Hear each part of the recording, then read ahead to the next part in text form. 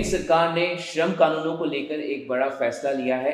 29 जो श्रम कानून हुआ करते थे, उनकी जगह 4 लेबर जो कोड्स हैं, अलग-अलग कोड्स हैं, उनको लागू कर दिया है, जिसमें आपको बता दें कोड ऑन वेजेस है, इंडस्ट्रियल रिलेशन कोड है, कोड ऑन सोशल सिक्योरिटी यानी सामाजिक सुरक्षा और ऑक्यूपेशनल सेफ्टी, और साथ ही साथ वर्किंग कंडीशन कोड है। तो इन 4 कोड को लागू किया, जो कि 29 श्रम कानूनों की जगह लेने जा रहे हैं। सरकार अपनी तरफ से कह रही है कि ये ऐतिहासिक फैसला लिया गया है। आज़ादी के बाद कई ऐसे कानून थे जो कि जिनकी अब ज़रूरत नहीं थी, और बदलते परिवेश में, बदलते माहौल में, और जिस तरीके से औद्योगिक विकास बढ़ रहा, उसके चलते नए श्रम कानूनों की देश में दरकार थी। हालांकि ये लंबे समय से पेंडिंग था, 2019 में ही ये प्रस्ताव आया था, लेकिन अब जबकि ये कोड लागू हो रहा है, सरकार ने नोटिफाई कर दिया। हालांकि राज्य सरकारों को अपने तरफ से नियम कानून बनाना है, लेकिन देश में जो ट्रेड यूनियंस हैं वो इसे लेकर नाराज़ हैं। उनको लगता है कि अचानक सरकार ने, क्योंकि वो लगातार इसका विरोध कर रहे थे और उनकी नाराज़गी निकल कर आई है, उन्होंने सरकार को चेतावनी दी है कि सरकार इस पर पुनः विचार करे, नहीं तो बड़ा आंदोलन देश में ट्रेड यूनियन जो है वो खड़ा करेंगे इसे लेकर। तो हमारे साथ बात करने के लिए एटक की जनरल सेक्रेटरी जो है अमरजीत कौर, वो जुड़ी हैं। वो बताएंगे कि किन बातों पर वो विरोध कर रही हैं, क्यों नाराज़ हैं, जिस तरीके से सरकार ये 4 कोड लेकर आई है। मैम, द फेडरल देश में आपका स्वागत है। हमने देखा आपने एक रिलीज़ शाम को जारी किया जब सरकार ने ये 4 लेबर कोड को नोटिफाई किया। आप इसको किस तरीके से देखती हैं, क्योंकि लगातार आप लोग सरकार से इसे लेकर संवाद कर रही थी? देखिए, 2019 में कोड ऑन वेजेस आया था, और 2020 में जब पीक पे था कोरोना और पार्लियामेंट में अपोजिशन भी वॉकआउट पे चल रही थी, तब 3 कोड लाए गए थे 2020 में। ये हम लोग 2019 से ही विरोध कर रहे थे। हमने 5 हड़तालें की इस पीरियड में। 2019 में 8-9 जनवरी की 2 दिन की हमारी हड़ताल थी। फिर 2020 में हमने 26 नवंबर को हड़ताल की, जब ये कोड्स बाकी के 3 भी ले आए। उसके बाद हमने फिर से हड़ताल की 2020 में 26 नवंबर को करने के बाद हमने 2022 में फिर से हड़ताल की, 2 दिन की। और फिर हमने फरवरी 2023 में mass mobilization and industrial strike plus किसानों की तरफ से 9 जुलाई को अभी हमने हाल ही में हड़ताल की, जिसमें 25 करोड़ के करीब वर्कर शामिल हुए। तो हम लगातार विरोध में थे, पर हमारा कंटेंशन स्ट्रॉन्ग ये था कि हमारे देश के अंदर आज़ादी के बाद किसी भी लेबर लॉ को चेंज करना है या बनाना है तो स्टेक होल्डर्स के साथ पहले बात की जाती है ड्राफ्टिंग स्टेज से। तो ड्राफ्टिंग स्टेज से ही बात होके फिर एम्प्लॉयर से होती है। उसके बाद फिर इंडियन लेबर कॉन्फ्रेंस में बैठकर हम लोग फाइनल करते हैं कि इस कानून में क्या चेंज होगा या ये नया कानून आएगा। इस गवर्नमेंट ने इस किसी प्रोसेस को फॉलो नहीं किया। फिर वो पार्लियामेंट में भी जब इंट्रोड्यूस हुआ तो उसके अंदर भी अपोजिशन डिस्कस नहीं कर पाई। तो इस बैकग्राउंड में हम लोग इसको लगातार अपोज कर रहे थे, और हमको ये सूझने लगा कि इन्होंने स्टेट गवर्नमेंट्स पे प्रेशर डालना शुरू किया है, और बिट बाय बिट अलग अलग लॉज को लेके, नाइट शिफ्ट को लेके, शॉप एंड एस्टेब्लिशमेंट को लेके, वर्किंग आवर्स को लेके, ये स्टेट गवर्नमेंट्स पे प्रेशर डालना शुरू किया कि इन कोड्स के इन प्रावधानों को अपनी स्टेट्स में लागू करो। वो प्रोसेस भी शुरू हुई तो हम स्टेट्स में भी विरोध कर रहे थे, और सडनली ये लॉज लेके आए हैं। अब इनको इंट्रोड्यूस करते हुए कहा गया कि आप कॉलोनियल माइंडसेट से बाहर आइए। मेरी प्रतिक्रिया है कि कॉलोनियलिज्म, हम जब गुलाम थे उस गुलामी के खिलाफ लड़ते हुए हमने ये कानून लिए। ये कॉलोनियल माइंडसेट नहीं है, बल्कि कॉलोनियलिज्म के खिलाफ हम लड़के लिए, और थोड़े से कानून उससे पहले लिए, बाकी के कानून हमने आज़ाद भारत में लिए। यहाँ की सरकारों से लड़ करके हमने हासिल किए, केंद्र और राज्य की सरकारों से। हमारा इल्ज़ाम ये है कि आप कॉलोनियल एरा में हमें वापस ले जा रहे हैं। तो ये पूरा का पूरा मसविदा जो सरकार का है, ये हमें 100-150 साल पीछे फेंकना चाहता है। ये हमारी सबसे पहले इसके ऊपर रिएक्शन है। अगर आप जब बोल रही हैं कि ये 100-150 साल पीछे हमें ले जा रहा है, ऐसा आपको क्यों लगता है? इसलिए लगता है कि 1886 में वर्किंग आवर्स की लड़ाई पूरी दुनिया में शुरू हुई, हमारे देश में भी शुरू हुई। उस लड़ाई के लड़ते लड़ते मे डे की शुरुआत हुई, शहीदों को सलाम देने के लिए जो मारे गए थे उस संघर्ष में। और उसके बाद जब 1919 में इंडियन इंटरनेशनल लेबर ऑर्गेनाइजेशन का फाउंडेशन हुआ, तो पहला कन्वेंशन नंबर 1 ही वर्किंग आवर्स पे था। तो जो दुनिया भर के मज़दूरों ने लड़ा, देश के मज़दूरों ने लड़ा कि 8 घंटे काम के, 8 घंटे आराम के और 8 घंटे परिवार के लिए, वो लड़ाई 1919 में जीती गई, क्योंकि पहली कन्वेंशन वो बनी। इंडिया ने उसको एक्सेप्ट किया, प्री इंडिपेंडेंस भी, फिर पोस्ट इंडिपेंडेंस भी उसको एक्सेप्ट किया गया और हिंदुस्तान के कानूनों को उसके हिसाब से लगाया गया। तो ये हमें वापस खींचने की बात है, जब 8 से 12 घंटे की बात आप कर रहे हो। इन्होंने ये भी कहा है कि 48 ही लेकिन घंटे, 48 घंटे रहेंगे, ये इन्होंने कहा है। पर आपको नारायण मूर्ति का स्टेटमेंट याद है? वो बोले कि आप जो है 70 घंटे कर दीजिए। फिर एक सुब्रमण्यम जी बोले वो 90 घंटे की बात करने लगे। और फिर आप ये कह रहे हैं कि जो ओवर टाइम है वो डबल होगा। ये आप तो नहीं कर रहे हैं, वो तो कानून में पहले से है ओवर टाइम, और लेकिन वो वर्कर की चॉइस है, वो करना चाहता है नहीं करना चाहता है, ये भी पहले से है। आप कौन सा नया कर रहे हो? ये 48 घंटे की जो ये बात कर रहे हैं ना, ये सिर्फ संगठित क्षेत्र में लागू हो पाएगा। ओवरऑल तो ऑलरेडी भी वर्कर जो है वो 60-65 घंटे कर रहा है, उसको वेतन नहीं मिल रहा है पूरा। वो कितना है? 93%।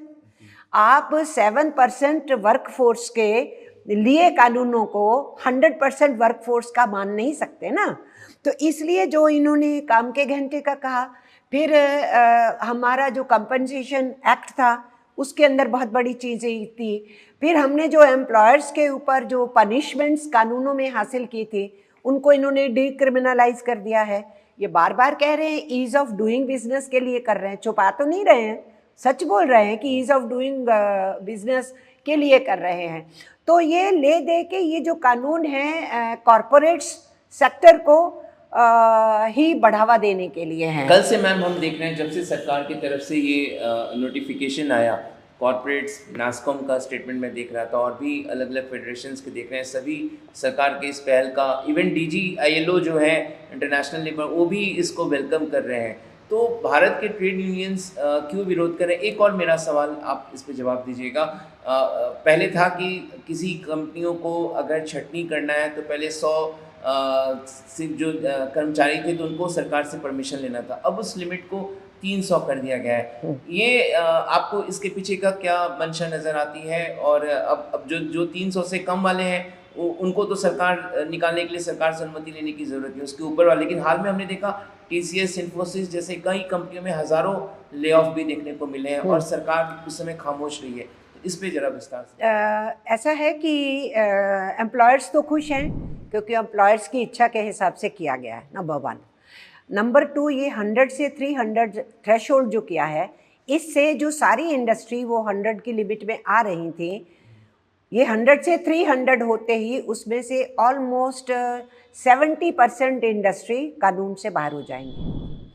तो कितना बड़ा निकालने के लिए हायर एंड फायर वो कर सकते हैं, हायर एंड फायर करेंगे, आपको कोई जवाब नहीं देना, आप क्लोजर कर लेंगे, आपको कोई जवाब नहीं देना, आप कंपनसेशन देंगे नहीं देंगे ये आपकी मर्जी है 300 प्लस पे। तो आप 70% वर्क फोर्स को जो मिले हुए कानून में सुरक्षा थी उससे बाहर कर रहे हैं। पहली बात तो ये, तो एम्प्लॉयर्स खुश है, जॉब सिक्योरिटी खतरे में है। दूसरी बात, आप ये कह रहे हैं कि सबको फिक्स टर्म एम्प्लॉयमेंट ला रहे हैं। फिक्स टर्म एम्प्लॉयमेंट भी फिर जॉब सिक्योरिटी पे खतरा डाल रहा है, क्योंकि फिर हर एम्प्लॉयर की इच्छा होगी, वो क्यों खुश है आज, हर एम्प्लॉयर की इच्छा होगी कि हम फिक्स टर्म एम्प्लॉयमेंट ही देंगे। उसका मतलब क्या है? यूनियंस को पीट दो। फिक्स टर्म एम्प्लॉयमेंट यूनियन नहीं बना पाएगा, उनको ये कंडीशन रहेगा, वो अपनी जॉब को बचा के रखना चाहेगा, वो उम्मीद रखेगा कि 3 साल के बाद भी शायद उसको गुंजाइश रहे। तो फिक्स टर्म एम्प्लॉयमेंट ये वॉश आउट है टोटली जॉब सिक्योरिटी का और कलेक्टिव बार्गेनिंग का। तो कलेक्टिव बार्गेनिंग का जो उसका राइट था वेजिस के लिए, वर्क प्लेस सेफ्टी के लिए, उसके पेंशन के लिए, उसके ESIC के लिए, उसके PF के लिए, उस सब को वॉश आउट कर दिया है इन्होंने। तो कह ये रहे हैं कि हम सबको हमने शामिल कर लिया है। जैसे वेज कोड पे क्या कह रहे हैं वो, मिनिमम वेज पे क्या बोल रहे हैं, मिनिमम वेज पे वो ये कह रहे हैं कि सारे शामिल हो गए, पहले शेड्यूल था। अब सारे शामिल हो गए, पहले शेड्यूल था, लेकिन मिनिमम वेजेस एक्ट तो उन पे लागू होता है जो फैक्ट्रीज रजिस्टर्ड है, जो कानून के दायरे में आएंगे। उनको भी आपने बाहर फेंका, सिर्फ उनको ही नहीं फेंका जिनको 100 से 300 किया है, उनको भी फेंक दिया। जो 10 से 20 किए हैं, 20 से 40 किए हैं विदाउट पावर और विद पावर वाले, उनको भी सफाचट कर दिया। तो वो उनमें भी ऑलमोस्ट 60-70% वो जो फैक्ट्रीज थी वो लेबर लॉ से बाहर होने वाली हैं।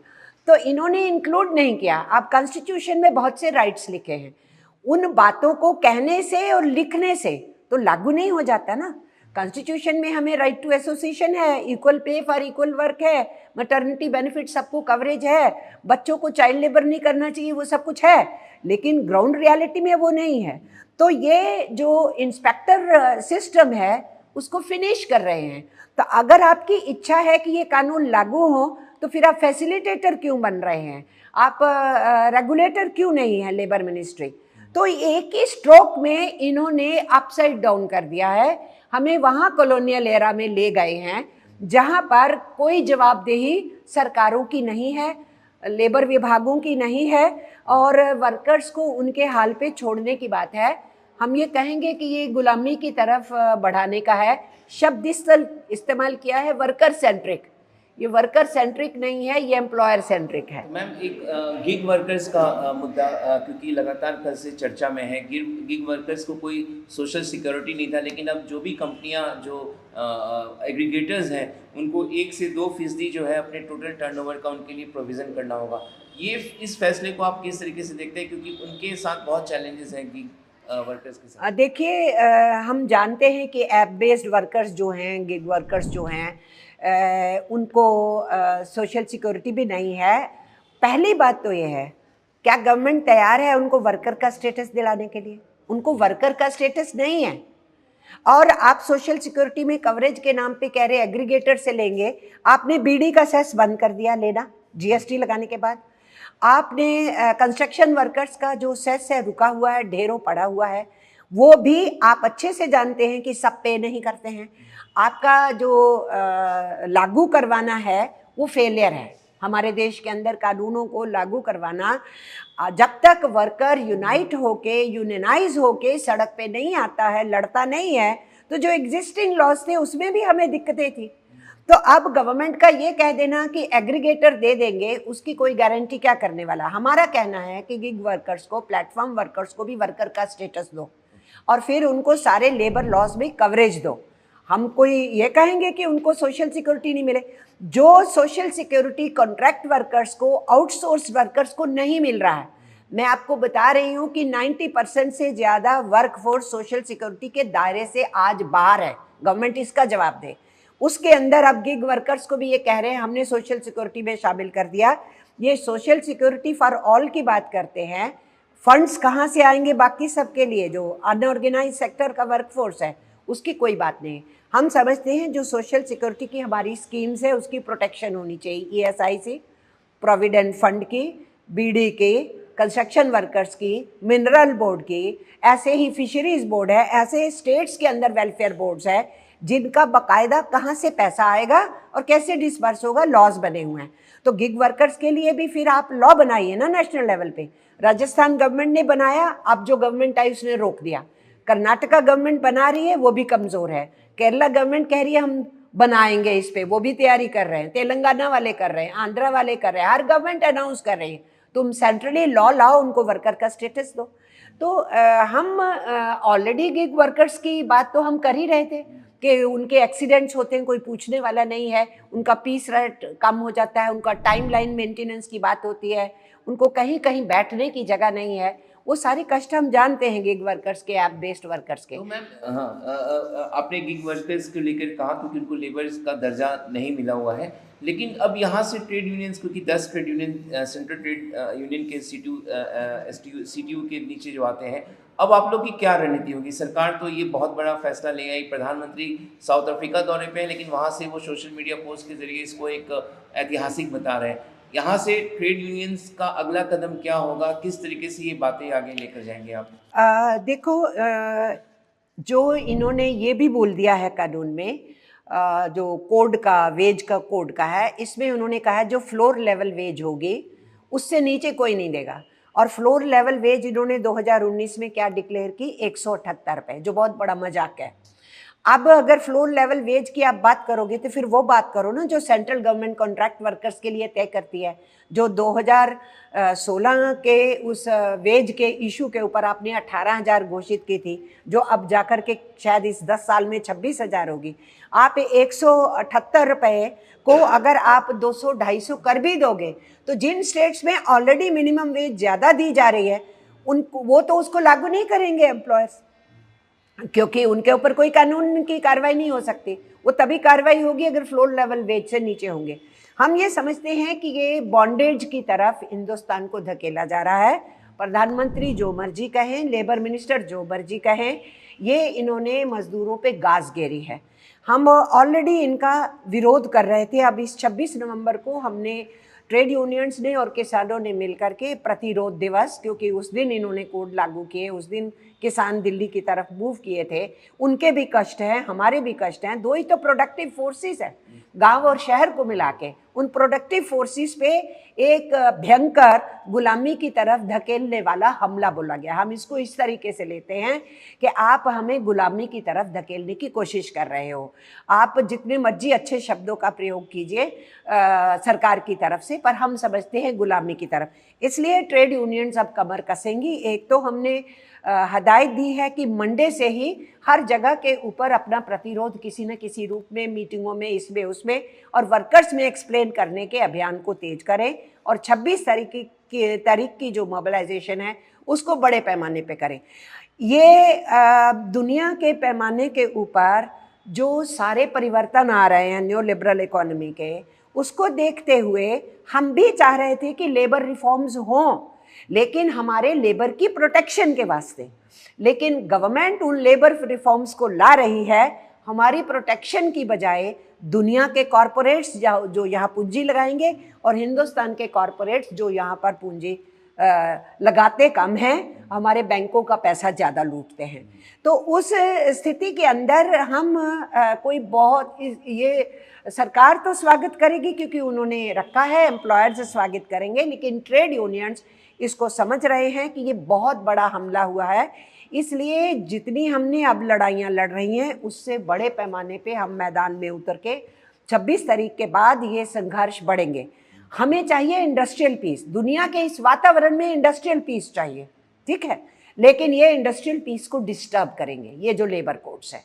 दूसरा, हमें चाहिए कि जो 93-94% लेबर फोर्स सारे लेबर लॉ प्रोविजन से बाहर है और ये लेबर कोड्स और भी उन पे खतरा बढ़ाएंगे, तो उस लेबर को एड्रेस किया जाए। कह देना कि सब सोशल सिक्योरिटी में कवर हो जाए, कहने से कवर होता है कोई? उसके लिए आपको इंतजाम ना करना पड़ता है कि आप कहाँ से करेंगे। तो कोई बजटरी प्रावधान नहीं, कुछ नहीं। तो लड़ाई आने वाले दिनों में तेज होंगी। ट्रेड यूनियंस ने अपनी कमर कसनी शुरू कर दी। शुक्रिया मैम, आपने विस्तार से बात बताई। तो अमरजीत कौर जी, उन्होंने हमें विस्तार से बताया कि सरकार के इस रुख के बाद अब जबकि जो लेबर कोड्स हैं, वेज कोड है, उसको नोटिफाई कर दिया गया, तो बड़े आंदोलन करने की तैयारी में है। अलग अलग शहरों में ये लोग 26 नवंबर के बाद प्रदर्शन भी करेंगे। लेकिन साफ तौर पे इनको आपत्ति है कि कई बातों पे आपत्ति है। इससे कॉरपोरेट्स का फ़ायदा, कॉरपोरेट्स अपना फ़ायदा बता ही रहे हैं, इसको वेलकम कर रहे हैं, लेकिन इससे वर्कर्स का नुकसान बता रही हैं, उनके हितों का नुकसान होगा, उनकी सुरक्षा जो है वो खतरे में है। तो इन तमाम बातों को देखते हैं आगे क्या रुख लेबर यूनियन का रहता है और किस तरीके से ये प्रोटेस्ट करते हैं। लेकिन सरकार जो है 29 श्रम कानूनों को खत्म कर अब नया 4 कोड लेकर आएंगे। देखना होगा कि आने वाले दिनों में इसका क्या असर भारतीय अर्थव्यवस्था पर और रोजगार पर पड़ता है। कैमरा नदीम अहमद के साथ मनीष कुमार, द फेडरल देश के लिए, दिल्ली से।